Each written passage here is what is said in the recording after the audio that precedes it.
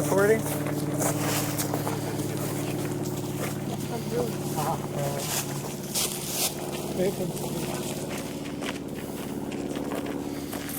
Interesting here.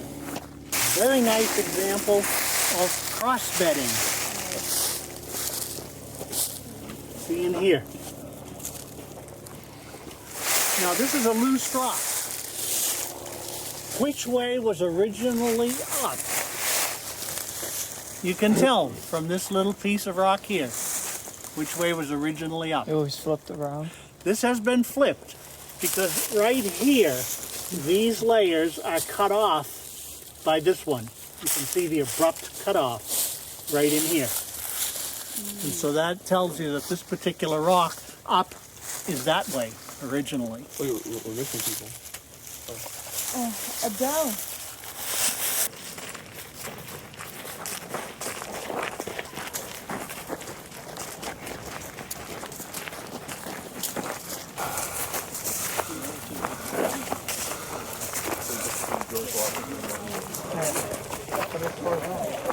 Great Valley. Here it's known as the Hagerstown Valley, but you can follow this valley all the way from Alabama, the Coosa River Valley in Alabama, all the way up to Lake Champlain, which is and then into the St. Lawrence Valley.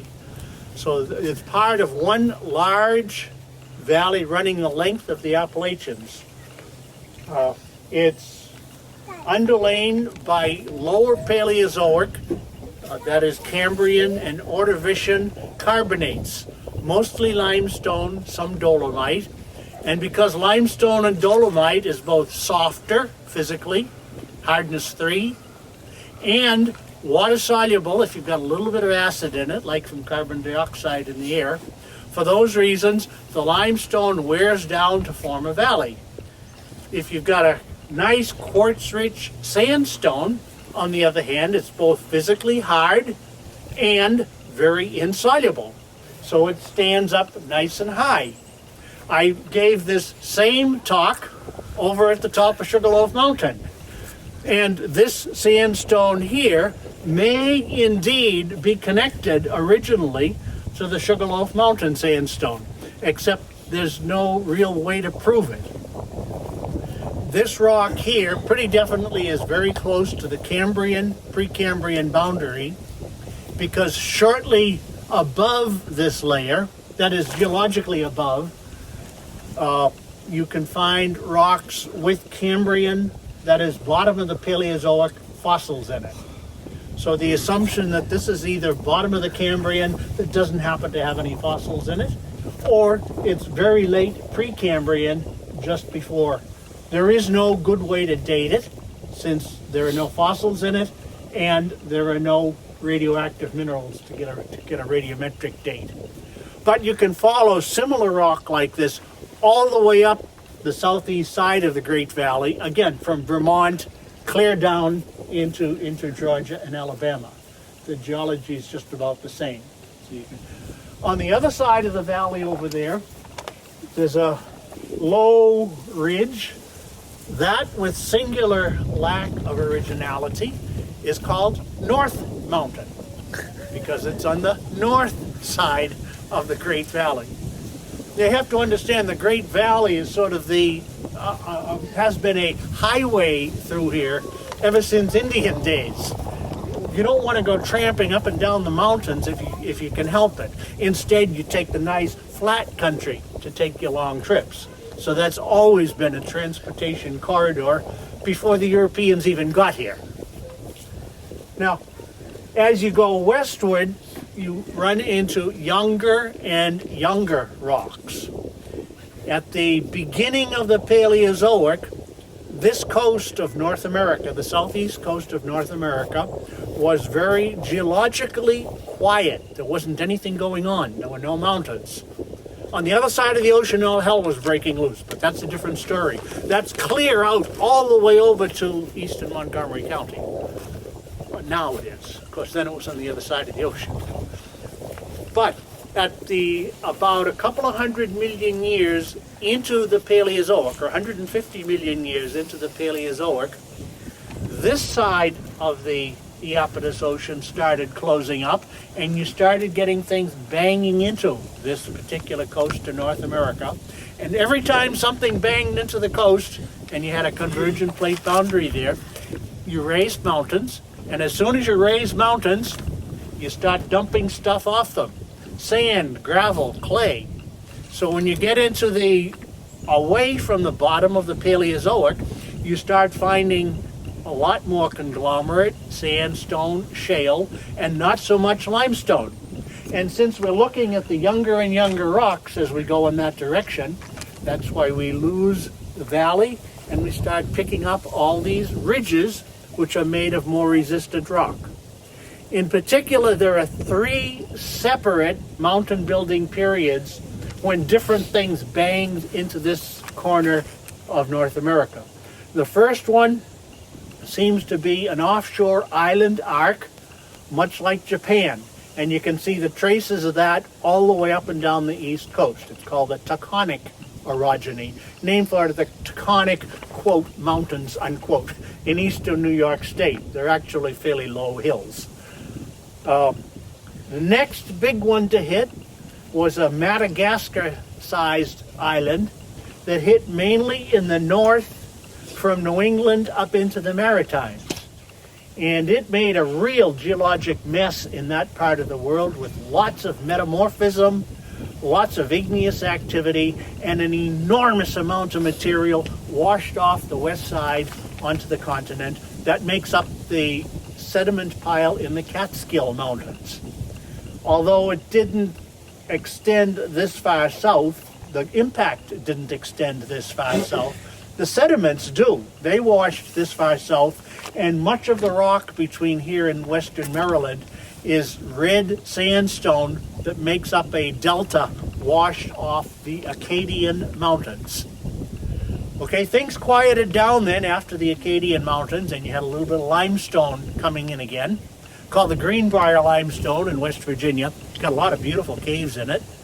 And then late in the Paleozoic, the main event occurred. Africa, the combined continent of Africa and South America collided, in Europe, collided with North America, raising the main Appalachians and again creating an enormous flood of sediments westward onto the continent. Those are the coal-bearing sediments that run all the way from Pennsylvania down into Alabama. And at the time that the mountains were being raised here, that was down close to sea level. The main mountain building was off to the east on the Washington, Baltimore, New York, Boston axis. So if you had been standing in Garrett County at that time, you'd have seen this enormous snow-capped mountain range, glacier-capped mountain range off on the eastern horizon. Now here, you would have been in the foothills. You wouldn't have been in the glacier-capped peaks. You would have been in the equivalent of the Himalayan foothills, what I call the Siwalik Mountains, or Siwalik Hills in India. The Siwalik Hills are several thousand feet high. However, if you have an 8,000-foot mountain range with 20,000-foot mountains in back of it, you call it the Siwalik Hills. And that's what would have been the case here. This was being disturbed. This was being pushed up into folds, and so it would have been mountainous, but not compared to the stuff further east. If you went further west, out to Garrett County, then you're down in the plain in front of the mountains in the equivalent of today, the Ganges Plain in the Himalayas. So, you know, it's amazing, that to me at least, that the highest part of the mountains, the Appalachian Mountains at the time they were being built, was in what is today Tidewater. And the lowest part, Tidewater swamps, is now the highest part of the state in Garrett County. This is why you find fossils up there. Yeah, marine fossils. You can find marine fossils up there at 3,000 feet. And if you think that's remarkable, if you go to the Himalayas, 50 feet below the top of Mount Everest is what they call the yellow band or the marine band. It's marine limestone with seashells in it at 29,000 feet. It's crazy. But Well, that's one of the points that geologists try to get across to other people. The eternal hills are not eternal. Today, what is coastal plain is likely to be pushed up 6 miles into the sky, and what's now 6 miles into the sky may end up having seawater deposited over it. It'll be worn away and become nothing at all. The Grand Canyon is a great place to see that. The gneisses and metamorphic rocks of the Grand Canyon are 1.6 billion years old. And it records, again, a continental collision, presumably with Himalaya-type mountains. You wait a few 100 million years, just a few minutes, and they are worn away completely because you find flat-lying marine rocks lying on top of them. They're tilted. Those flat-lying marine rocks then get broken and tilted and faulted into a Sierra Nevada-type mountain range. Again, maybe not so big, maybe only 10,000 feet of relief this time.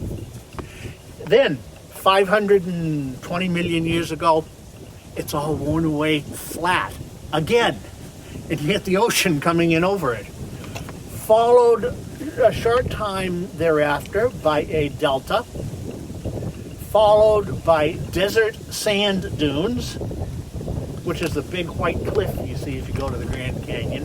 And then at the very top of the Grand Canyon, it's marine limestone again. The ocean came in over it. And if you think that's the end of the story, that marine limestone is now sitting at 8,000 feet elevation. It's gone right back up into the air 1.5 miles again. That's not going to be the end of the story, except that we don't know what the rest of it's going to be, and we're not going to live long enough to see it.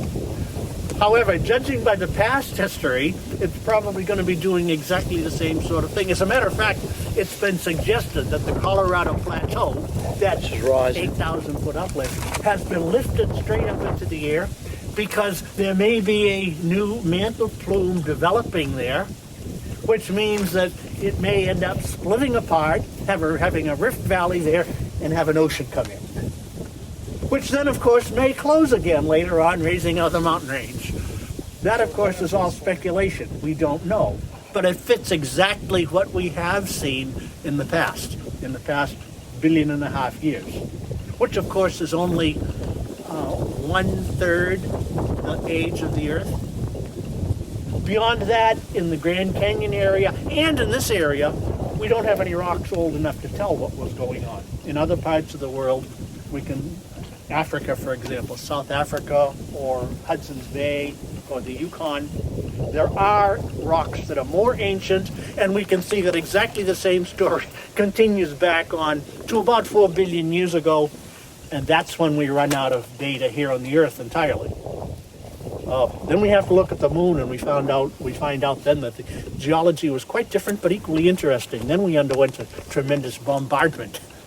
Then it was rocks falling from the sky. And when I say rocks, like one of them was the size of Mars. Okay, we'll leave it at that and go on to our next outcrop. And I will give you a weather report on that one, a very ancient weather report. Thank you.